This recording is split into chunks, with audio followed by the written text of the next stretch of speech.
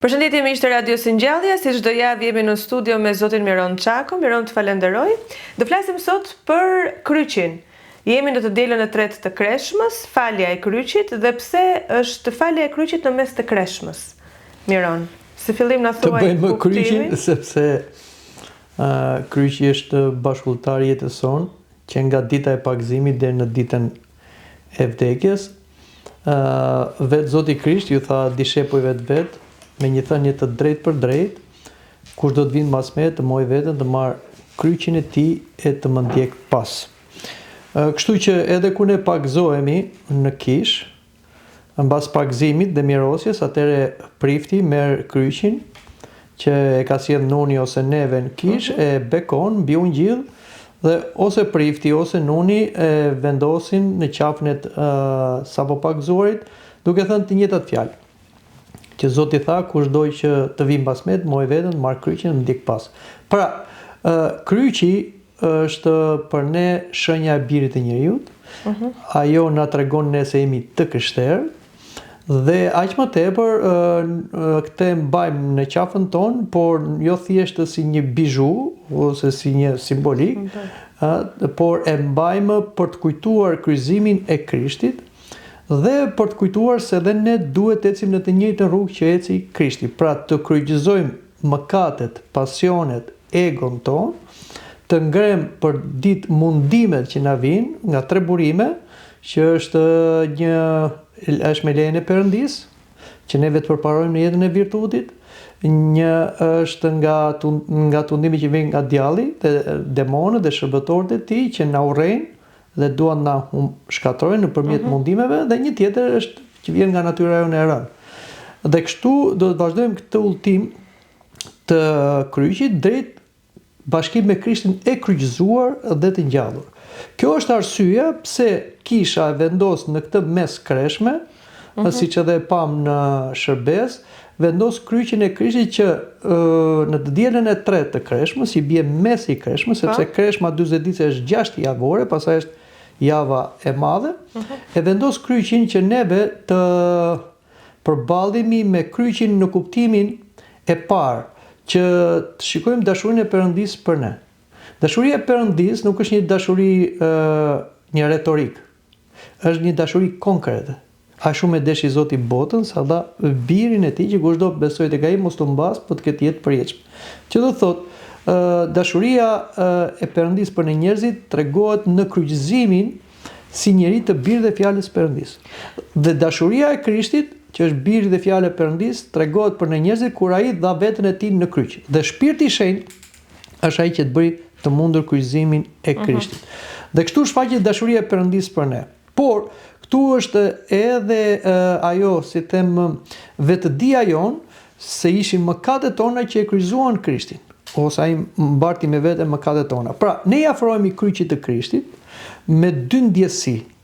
E para me falënderim dhe i falemi kryqit, dhe e dyta edhe me pendim për mëkatet tona. Por është edhe një arsye tjetër që vendoset kryqi. Ne kemi filluar udhtimin e bekuar të Kreshmës. Kreshma do thot udhtim. Është një udhtim i gjatë, 40 ditor, bashkë me javën e madhe, pastaj që janë dhe 7 ditë tjera. Por në këtë udhtim ndodhe një lodhje. Jo thjesht një lodhje fizike, po është një lodhje që mund të themi një lodhje dhe shpirtërore, sepse Kreshma është një asketizëm.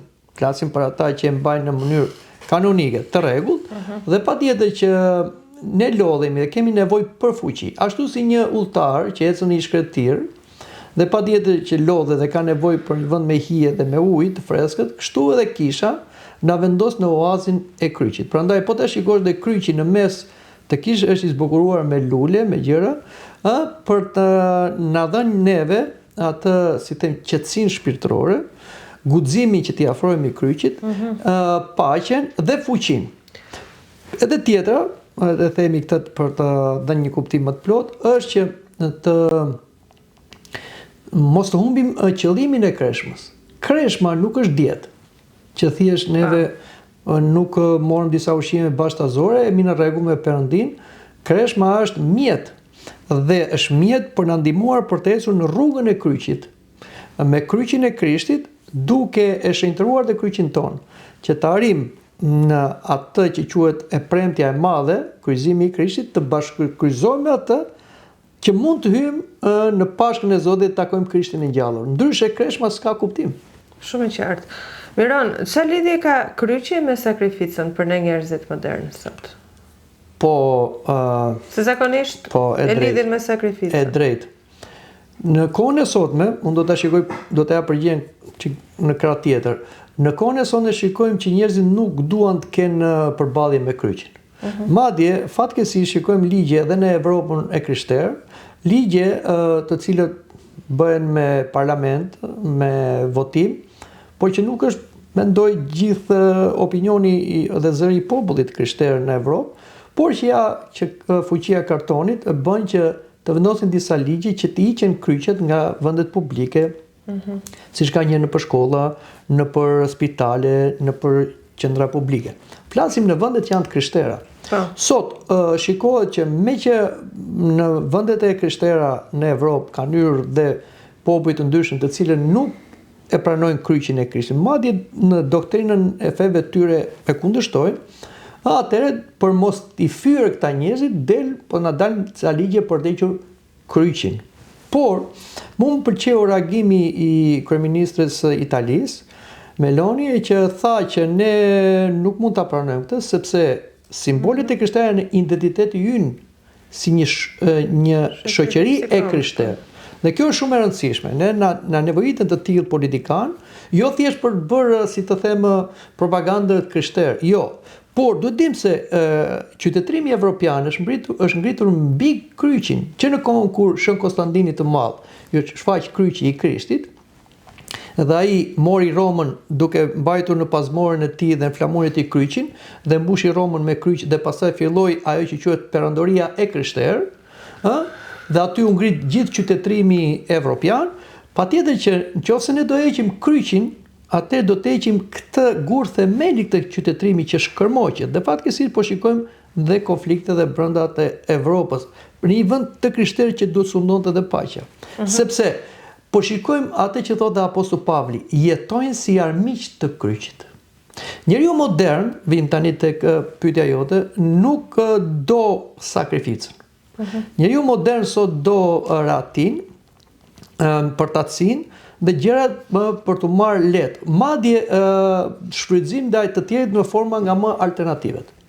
Por kjo bie në kundërshtim me mesazhin dhe me vetë kryqin, ku Krishti u bë njeri jo se kishte nevojë për të ardhur për një vizitë turistike në tokë, ai u bë njeri për të marrë mbi vete mëkatet tona, që t'i shfrytëzonte në kryq, sepse Krishti nuk kishte asnjë mëkat, por mori mëkatet tona dhe ai që ishte bekim u bë mallkim që të bëhemi në drejtësi e Perëndis, që në kryq të shfrytëzoj mëkatin, sepse mëkati lahet me gjak dhe hiqet mallkimi i drurit të pemës së të mirës të keqes që ëngri Adami.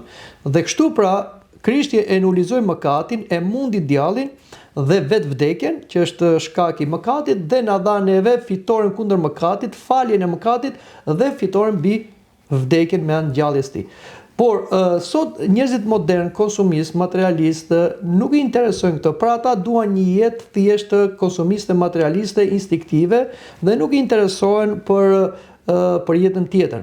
Dhe bien dakord që nuk ka ndonjë problem që të hiqet kryqi. Por nëse hiqet kryqi, hiqet pra gjithë ajo, si them, filozofia që qytetërimi në çdo qytetërim ngrihet mbi bazën e sakrificave.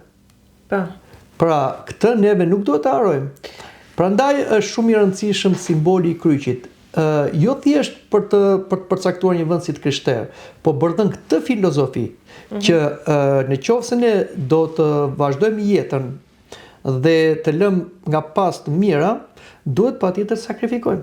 Miron, se më kujtove me këtë pjesën e simbolikës së kryqit, shohim në përditshmërinë tonë, si në mediat sociale apo në televizione, persona që mbajnë kryqe të mëdhenj, edhe flori në të varur në qaf, dhe duhet të ndallosh pak kryqin si aksesor dhe kryqin si qelizë shpirtit një besimtari. Pyetja juaj është shumë me interes. Dhe po mos ta kishit bërë ju, unë vetë do ta kisha thënë. Pse? Sepse shikojmë sot një paradoks. Që edhe pse njerëzit, flasim modern në thonësa, nuk e duan mesazhin e kryqit, kryqin e mbajnë. Por si e mbajnë? E mbajnë si bizhu. Jo vetëm si shtat dhe juve, që e mbajnë në mënyrë të dukshme, sikur është një kryq dhe spoti. E mbajnë në për vath, disa e mbajnë në për unaza, disa e mbajnë dhe në për këmbë, disa e bëjnë tatuazh. Ka nga format më alternative. Dhe disa pretendojnë se e mbajnë këtë si shenjë se janë besimtarë. Por, e para, vim të besimtar. Një besimtar nuk mund mbaj kryqin në këtë mënyrë. Sepse, e thash dhe përsërisim, kryqi nuk është bizhu. Është simbol i Krishtit, i birit i njeriut, dhe është armë kundër mëkatit, demonëve, dhe patjetër që ne do ta vlerësojmë si një armë. Kush për shembull mund bante një armë si një shkop ose si një shkop bejsbolli dhe nuk ta përdorte si armë. Nuk ka sens. Prandaj edhe kryqin nëse mbajmë në këtë formë si bizhu, kryqi nuk funksionon. Ti mbaj sa duhesh, nga kokat e këmbë mbaj kryqin, po nuk besove në fuqinë e kryqit dhe nuk bëri jetë sipas kryqit, kryqi nuk të ka vlerë. Por pse bëhet kështu? Ne i themi se përveç Zotit, që është burimi çdo të mire, ekziston fatkeqësisht dhe forcat e errta, djatëzore, të cilat kërkojnë që njerëzit t'i shmangin nga e vërteta hynore dhe nga e vërteta e kryqit, jo duke thënë hiqni kryqin, sepse do kuptohet që do ishin kundërshtar të apo. Por ata çfarë bëjnë? Ata nxisin njerëzit që ta mbajnë kryqin jo ashtu siç duhet, jo në mënyrë korrekte, për ta ofenduar kryqin dhe për ta bërë kryqin të pavlerë. Jo vetëm kjo, po sot ka vendosje të kryqit në vende shumë fyese. Për shembull, vendoset në banjo publike, vendoset në rrugë që të shkelet me këmbë, vendoset në rroba, për shembull në xhepa të mbrapsht, që ti kur të ulesh të shkelet, vendoset në parkarike, që ti të ulesh dhe ta përdorësh. I keni identifikuar, i keni parë këtë? Këto janë shumë normale sot. Po të shikosh, shumë normale. Mund Google dhe shiko, për shembull. Dhe kjo nuk është gjere. Shën Pais Agjoriti thoshte që paganët, flasim në krishterimin e hershëm, paganët për të përdosur kryqin dhe për t'i bërë krishterët që shkelin kryqin, çfarë bënin? Në portat e qyteteve, ata vendosin gdhëndin kryqin. Që kur t'hynin krishterët të shkelnin kryqin. Edhe sot, po t'i shikosh, ka trotuare që janë me formën e kryqit, ose ka kufi që janë me kryqet. Disa thonë, sa mirë, shiko këtu që ka një kryq. Po si mund t'jetë një kryq në tokë dhe t'i shkosh t'a shkelësh?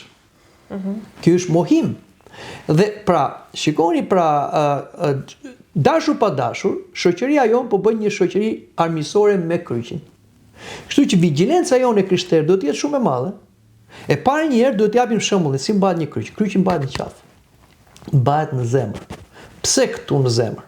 E nuk mbahet në ballë ose nuk mbahet në vath, në veshë ose në duar ose në këmbë. Pse? Sepse gjërat e shenjta mbahen në vende të dukshme dhe më të rëndësishme. Më rëndësishme në trupin tonë është zemra. Por zemra nuk është thjesht një muskull, zemra është nusërore ku bashkohet Zoti me shpirtin tonë. Aty është shpirti ynë. Këtu mbahet kryqi. Dhe mbahet me respekt, nuk është e rëndësishme të kesh kryq për floriri, si thot Shën Jan Gojarti. Kje besën për floriri, por kryqin dhe ta kesh për druri. Sepse fundja fundit Krishti në dru u kryqëzua. Pra nuk jemi që mos mbajmë kryqe për floriri, po disa njerëz thonë, unë se mbaj një kryq se kam për floriri. Po mbaj për druri. Nuk është domosdoshmëri. Po nuk është domosdoshmëri pra. Pra nuk është bizhu. Dhe çështja është mbaj këtu dhe bëj kryqin dhe në formë të rregullt. Dhe kjo është diçka tjetër. Këdhe këtu i ligu vepron si të besimtarët tash. Nuk po flasim tek antikristët, te besimtarët. Janë disa besimtarë që nuk i vënë rëndësi bërjes së kryqit. E bëjnë atë me nxitim, e bëjnë atë shpejt, e bëjnë atë një figurë gjeometrike që nuk është fare kryq. Më gjeti mua, ku është kryqi këtu? E bëjnë se kanë turp. Na ilustro pak Miron, si ta bëjnë kryqin besimtarët? Ja, po. E bëjnë se kanë turp, e bëjnë se nuk e din. e bëjnë se duan të bëjnë shumë kryqe që mendojnë se kështu e bëjnë me nxitim. Kjo nuk është korrekte. Shënja e kryqit bëhet në mënyrë korrekte. Bëhet në emër të Atit, të Birit, të Shpirtit, të Shenjtë. Madje duhet që ta ndjej trupi yt të 4 si them takimet që ne bëjmë, sepse bëjmë në kokë për të shenjtëruar mendjen dhe me anë të mendimit ne shkojmë te Zoti, prandaj edhe koka ka formë sferike, është simboli i qiellit ku sundon Zoti. E urim poshtë afër kërthizës për të thënë se biri i Zotit u bë bi njeriu, zbriti në tokë dhe lindi prej vjegjeshës Mari. I themi Zot na çon në të djathtën tënde, dhe këtu krahët simbolizojnë dhe vullnetin, dhe mos na çon në të majtën tënde, se ne dimë që djathtë janë të bekuar, të majtën janë të mallkuarit. Pra, kryqi ka kuptim, ka teologji brenda, por duhet bërë në mënyrë korrekte. Edhe kjo gishtat që ne kemi. Pse Zoti na e ka bërë me 5 gishta? Nuk është rasti. Asgjë nuk është rasti.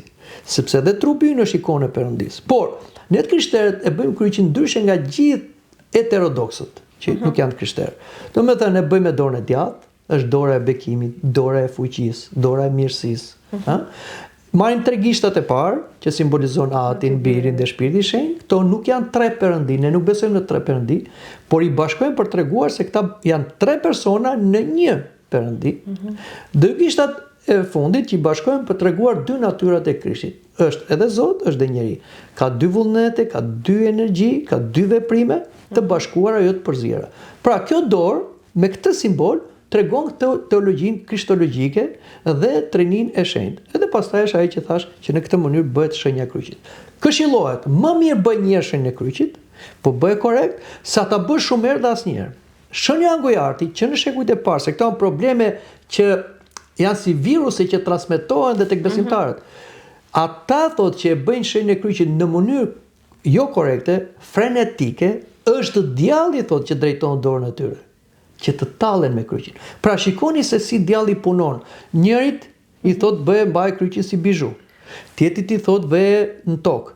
Tjetrit i thot bëhe në mënyrë jo korrekte. Pra, është, si them, duhet një ndërgjegjësim që ta bëjmë. Dhe gjithë janë shumë mirë këto që ne themi, sepse përsëri dhe përsëri Kisha thot me dashuri të vërtetën edhe mbi shenjën e kryqit, duke shfrytzuar dhe këtë të dielën e lartësimit të kryqit, që e para të mësojmë të bëjmë kryqin në mënyrë korrekte dhe mos ta ofendojmë. Dhe diçka tjetër. Djalli fatkeqësisht vendos tek njerëzit dhe antikrisht kryqin. Për shembull, ju përmendet dikë që mund ta mbaj, por ka disa njerëz që janë antikrisht të deklaruar. Dhe mbajnë kryqin, që janë këto grupet rock and roll, heavy metal, që janë këto që janë djem AC/DC, djem të antikrishtit, përkthehet ajo. Ashtu është? Po. AC/DC djem të antikrishtit. Pra, atëre, këta njerëz të cilët kanë një doktrinë, edhe në muzikën e tyre, edhe në çfarë thon ata, në fjalët e tyre, e mbajnë kryqin. Pse?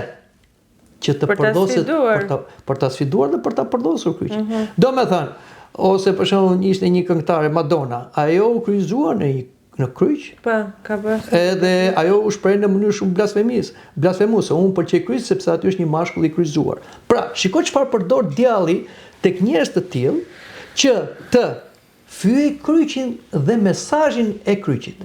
Kështu që kjo është një luftë e përditshme në çdo brez që ne do të bëjmë me ata që kundërshtojnë kryqin ose që jetojnë si armiq të kryqit. Dhe patjetër ne nuk do t'i kryqëzojmë ata, ne nuk kemi kryqëzat. Neve do ta mbajmë kryqin, do ta bëjmë kryqin, do jetojmë sipas kryqit dhe kështu i lartësojmë kryqin. E qartë. Miron, për shembull, nëse je në një liturgji në kishë edhe shikon një të ri që po bën kryqin në mënyrë jo korrekte, nga mosdia. Po. Para se të shkojmë te këto gjërat. Po, me dije. Nga mosdia e bëri gabim. Si e këshillon?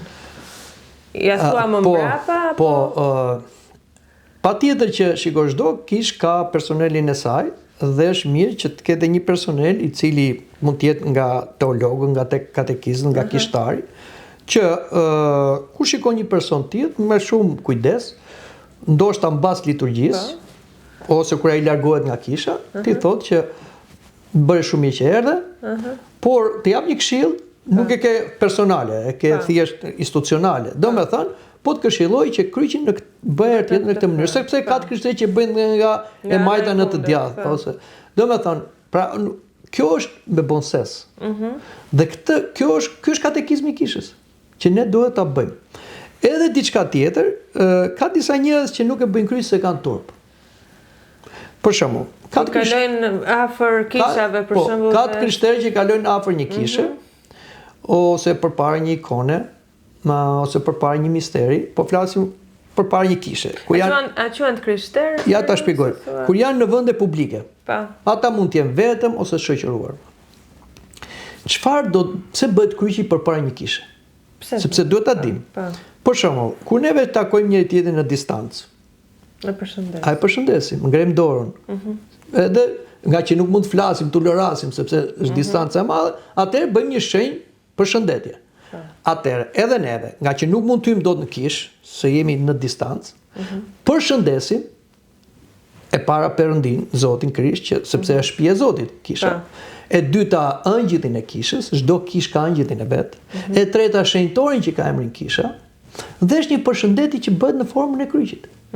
Dhe kjo është një pohim se ti je krishter. Dhe nuk duhet të kesh turp. Krishti thot, kush ka turp për mua në këtë brez kurorë shkelës. Fjala kurorë shkelës nuk është vetëm ai që bën tradhti bashkëtorë. Ai që largohet nga Zoti dhe shkon me demonët. Ai dhe unë do kem turp për atë në ditën e gjyqit. Kur përpara angjëve. Domethënë, mos bëre shenjën së kryqit përpara një kishe, nga turpi ose frika varet, atëherë kjo tregon se ti nuk je një krishter i mirë dhe ti ke turp. Po për çfarë ke turp ti? Ke turp bësh shenjë. A vjen turpi nga mosbindja më rreth? Jo, ke turp të bësh shenjën e Krishtit, të mbretit të qiellit dhe të dheut. Kush nga ne do kishte turp, të kishte mbretin, ta kishte prindin e vet, ta kishte të afërmin e vet, ta kishte mikun e vet, që ti ishte aty dhe të mbante shenjën e një mbreti ose të përshëndeste mbretin. Do kishte turp ta bënte këtë. Përkundrazi, ai do ta kishte këtë krenari. Po pse ne kemi turp për Krishtin? Prandaj shikon, është një gjë kaq e vogël, duket e paraqitshme, thua, pse jep kaq shumë rëndësi ti kësaj. Po këtu pra tregon amplitudën shpirtërore tënde, që ti ke besim ose ke mohim. Pra, ka shenjtor të kohëve të fundit, është dhe një shenjtor ushtar rus, i cili u kap dhe i than, ai kishte një kryq, ja kishte dhënë nëna vet në ditën e pagëzimit, dhe i than iqe kryqin, unë se heq kryqin. Ata donin t'ja hiqnin kryqi u ngjit në mish. Dhe ata pastaj pren kokën dhe është martir martir i ri, që nderohet. Pra, shikoni pra mbajtja një kryqi është një pohim, nuk është nevojë të bëj shumë teologji ti. Prandaj, mbajtja e kryqit, bërja e kryqit është pohim se je i krishter. Dhe kur e bëjmë në mënyrë ortodokse, tregojmë se jemi krishterë ortodoks. Kuptohet? Pse ka ndryshime, një pyetje të fundit? Po, ka ndryshim sepse ka doktrina të ndryshme. Unë ta thash, forma që ne bëjmë ne, është në shekujt e parë, që në shekujt e 3 dhe të 4, forma që bëjmë në këtë formë. Por pastaj në Perëndim pati një revizionim, pati një ndryshim të bërjes së shenjës së kryqit, që është në këtë formë, që ata, si them, kanë doktrinën e tyre se si e shprehin. Por ne të krishterë ortodoks pojmë kryqin ton dhe e argumentojmë pse bëjmë në këtë mënyrë. Domethënë, për treguar Trinin e Shenjtë, për treguar Krishtin si Zot dhe njeri, dhe bëjmë kryqin në atë formë që themi në emër të Atit, Birit dhe të Shpirtit Shenjtë. Amin. Mjafton kjo që ti ta bësh mirë, me respekt, është pohim dhe fuqi e Perëndis dhe kujtim që duhet të ecësh në rrugën e kryqit duke mbajtur kryqin tënd bashkë me kryqin e Krishtit, sepse kur ti e mban kryqin vetëm dhe nuk e bashkon me kryqin e Krishtit, atëherë kryqi yt bëhet një barë e rëndë. Kurse kur e bashkon me kryqin e Krishtit, kryqi yt bëhet një shkallë për të ngjitur paras. Dhe fundi që mund të themi, në qoftë se ti e lejon. Po patjetër që e lejoj, po se kam edhe një pyetje tjetër. Po, ja ta them edhe këtë. Kur u kryqëzua Krishti ishin 2 ajdut. Po. Edhe ata u kryqëzuan. Po. Çfarë do thotë? Çfarë simbolizojnë ajdutët? Ajdutët ishin kriminal ordinar. Simbolizojnë gjithë njerëzimin që paga shumë, edhe ne bëjmë mëkate, edhe ne bëjmë krime kundër Zotit, kundër të afërmit. Në forma nga më ndryshme, me mendim, fjalë, veprim. si ta Krishtin. Nuk mjafton të vrasësh tjetrin, nëse zëmrohesh pa shkak, je vrasës. Nuk mjafton të shkosh me gruan tjetër, nëse e shikon me dëshirim ti ke thyrë kurorën në zemër. Pra, që te mendimi fillon ajo. Atëre, çfarë ndodhi? Ai që ishte në djath u pendua, i kërkoi Krishtit, kujto mo Zot në mbretërinë, dhe tha Zoti, sot i dohesh me mua parajs. Dhe kryqi i mundimit ju bë shkallë për të ngjitur në qiell. Kurse ai tjetri që ishte në të majt, shante dhe mallkonte, mundimi i kryqit i u bë shkallë për të zbritur në ferr. Varet si e përdor kryqin. Pra jo të gjithë që mbajnë kryqe janë të Krishtit. Pikërisht, aty dua të dal. Miron, njerëz për shembull që nuk janë pakëzuar ende. Por që janë besimtarë dhe i ndjekin, mbajnë dhe kreshe me... Duhet mbajnë kreshe me ata që nuk janë pakëzuar? Po, patjetër. Forma e mbajtjes së kreshme në kishë ishte për të papakëzuarit që do pakëzoheshin. Okej. Dhe kryq këta mund të mbajnë pa u pakëzuar? Po, mund ta mbajnë. Por patjetër që mund ta mbajnë. Deri në momentin e pakëzimit pastaj. Kryqi i tyre nuk ka fuqinë që ka i një të pakëzuari. Mund themi si një armë pa fishek. Në momenti kur ti pakëzohesh, kryqi merr fuqinë e Krishtit sepse ti bashkohesh me Krishtin. Atëre kryqi ka fuqi. Kështu që këshillohet që kur pakëzohemi të çojmë një kryq i cili bekohet mbi ungjell dhe mbahet në qafë dhe nuk duhet të hequr asnjëherë derisa të japë shpirtin. Në qoftë se të humbet, të putet zinxhiri diçka, mos thuajmë humbi dhe mbeta pa kryq. Shko, merr një kryq tjetër dhe bekohen kish dhe mbaje, sepse një besimtar pa kryq është si një ushtar pa armë. Patjetër, një ushtar i çarmatosur është i lehtë për armikun. Edhe një krishter pa kryq është viktim 100% e djallit. Mirë, të falenderoj. Faleminderit.